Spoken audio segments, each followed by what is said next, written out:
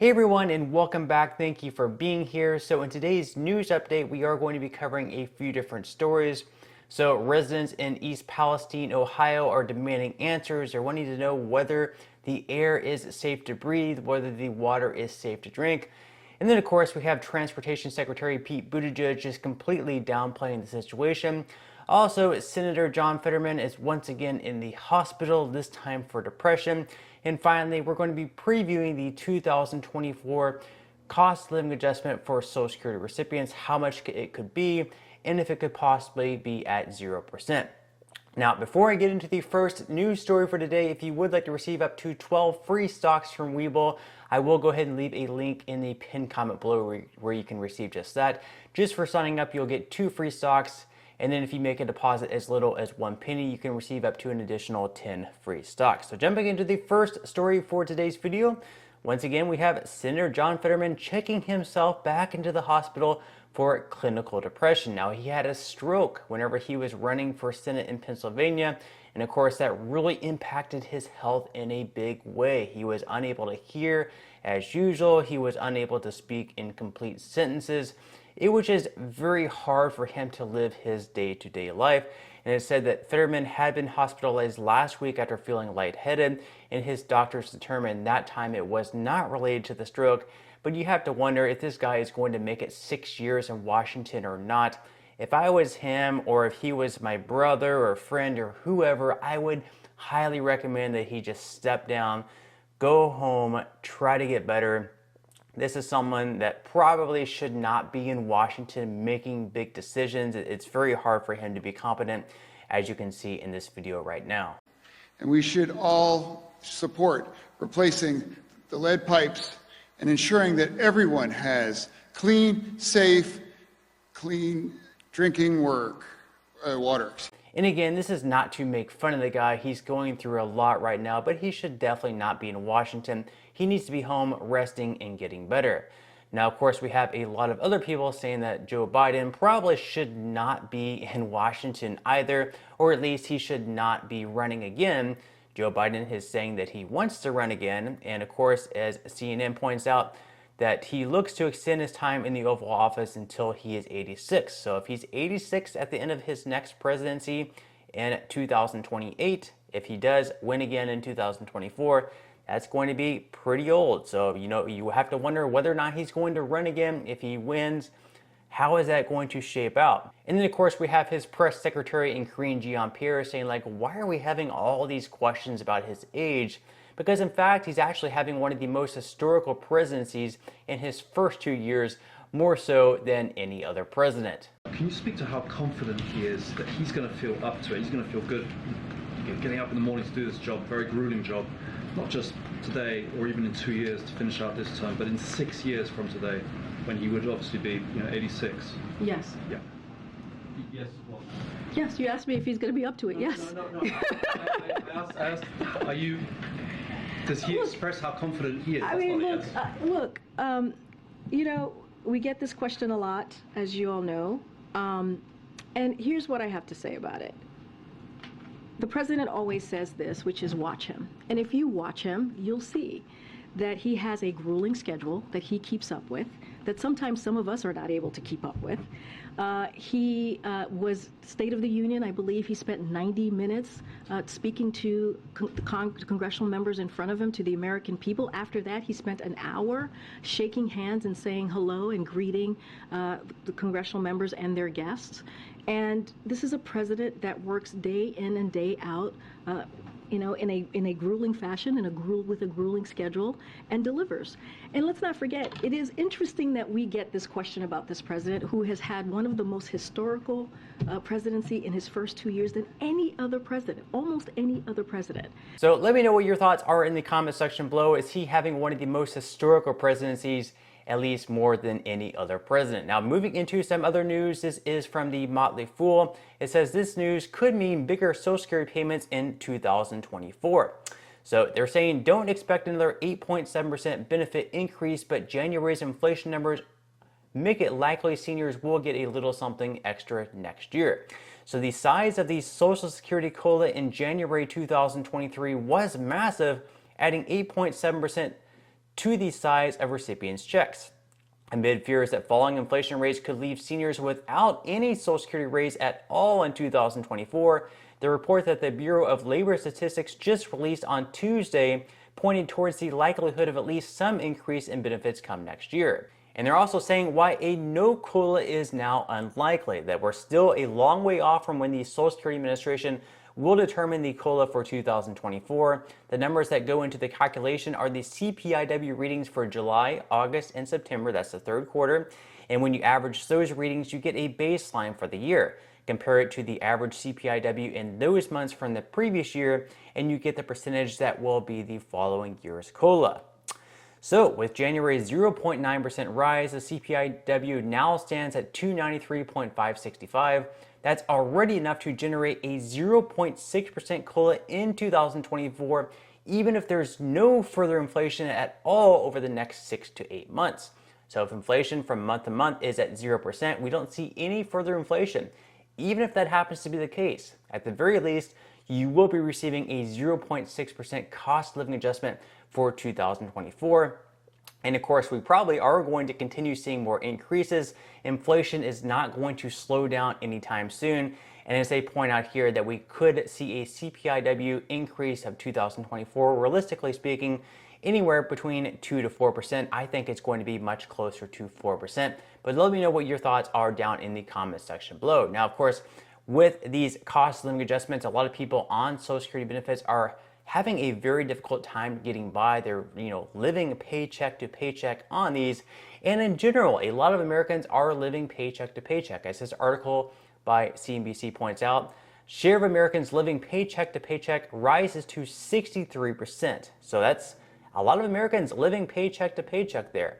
And as of November, 63% of Americans were living paycheck to paycheck, according to a monthly Lending Club report, up from 60% of the previous month and near the 64% historic high hit in March. Even high-income earners are under pressure, Lending Club found. Of those earning more than six figures, 47% reported living paycheck to paycheck, a jump from the previous month's 43%. So as you can see here, even high-income earners, even people who earn over $100,000 per year, a lot of them, almost half of them, are living paycheck to paycheck. So you can see here that people have a, kind of a lifestyle adjustment whenever they get raises at work. They generally go out and spend more money, which kind of cuts out that extra money. They'll go out and buy a new car. They'll go out and buy a more expensive house. They'll go out and go on expensive vacations. So even people who make more money, they just end up spending more money. And as you can see here, inflation is eating away at their paychecks as well. Now, of course, meanwhile, even though a lot of Americans are struggling and living paycheck to paycheck, we have the Senate Minority Leader, Mitch McConnell, saying that right now, more than anything else, defeating the Russians in Ukraine is the single most important thing going on in the world right now. Watch. We're listening to the Ukrainians saying they don't have enough ammo. And even our Defense Department is saying we might have to figure out a way to get more funding so that we have enough ammo for ourselves and to give to allies like Ukraine. What is Biden's responsibility in trying to make sure that people in America whose support for Ukraine is softening will want to continue to try to help them? Well, I'm going to try to help explain to the American people that defeating the Russians in Ukraine is the single most important event going on in the world right now.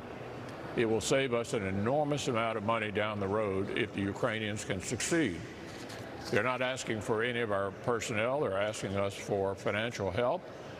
The Europeans are stepping up. They've done an awful lot that seems not to be recognized. For example, handling enormous numbers of refugees. In terms of the cost of it, Dana, it's about 0.02% of our gross domestic product. We are also monitoring very carefully the money that's being spent. There should be a bipartisan support for this. My biggest criticism of the president is he seems not to have done enough soon enough. Had he moved more rapidly, we might have been able to help the Ukrainians have even more success than they've already had.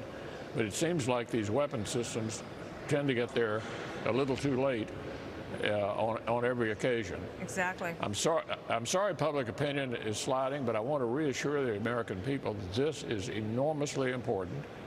We need to stay together on a bipartisan basis in our country and defend these people who are bravely fighting for freedom and for democracy in Ukraine. So let me know what you think about his thoughts in the comment section below. Is the war in Ukraine the most important thing in the world going on right now? And should we continue giving them billions of dollars to support them in their war against Russia? Now, meanwhile, we have a very bad event going on in the United States, in Ohio, in East Palestine. You know, we had to basically nuke a town over there because of a train derailment, and a very thick mushroom cloud actually ended up going in the air. And someone on Twitter cleverly pointed out that just imagine for a second that if that big black mushroom smoke was a photo taken from Ukraine and not Ohio, every Democrat would be speaking of it, but it's America, so nobody cares. And obviously we'd probably have a lot of Republicans like Mitch McConnell speaking of that as well. But of course, even though it's a very big deal, people are, uncertain whether or not the air is safe to breathe in. It's probably not. They're concerned whether or not the drinking water is safe to drink. It's probably not. We have the mayor there saying, oh, it's safe to drink. It's completely fine. You're fine. But yet we don't have the president himself, Joe Biden, or Pete Buttigieg visiting East Palestine and breathing that air in or drinking the water. It's funny. Funny, isn't it? It's safe, but yet they're not doing it themselves. And then, of course, we had Pete Buttigieg just the other day saying, well, there are roughly 1,000 cases a year of a train derailing, basically downplaying the situation. I don't think we nuked those other towns. And then, of course, even though, Joe Biden didn't show up to, survey the scene, or Pete Buttigieg hasn't shown up to meet up with the residents, we did have the senator in Ohio, in J.D. Vance. Of course, he paid the town a visit. He visited a local creek in East Palestine, and he saw, just how polluted these waters are. So let's go ahead and roll the clip. That chemical pop out of the creek, this is disgusting. And the fact that we have not cleaned up the train crash, the fact that these chemicals are still seeping in the ground is an insult to the people who live in East Palestine. Do not forget these people. We got to keep applying pressure. That's how we're going to fix this problem. Thank you. I mean, I'm no expert when it comes to pollution or waterways or anything like that, but those waters sure didn't look clean to me. Let me know what your thoughts are in the comments section below.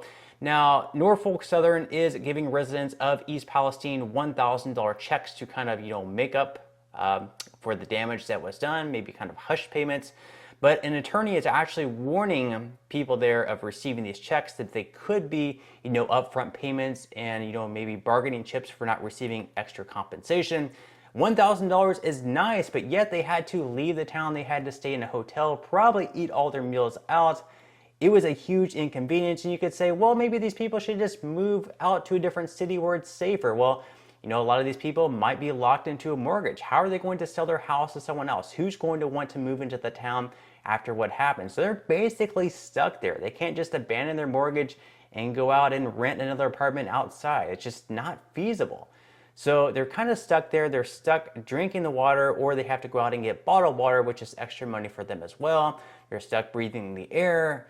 Who knows how that's going to play out over the next 10 years? I mean, it might not impact them or their lungs or their bodies right now, but let's say 5 years down the road, how is that going to impact? We may not really know how this air is going to impact them over the next 5 years, and frankly, we're not doing enough about it. So again, we had this Cleveland attorney. He's warning East Palestine residents about a $1,000 check being offered to people as an inconvenience fee from Norfolk Southern.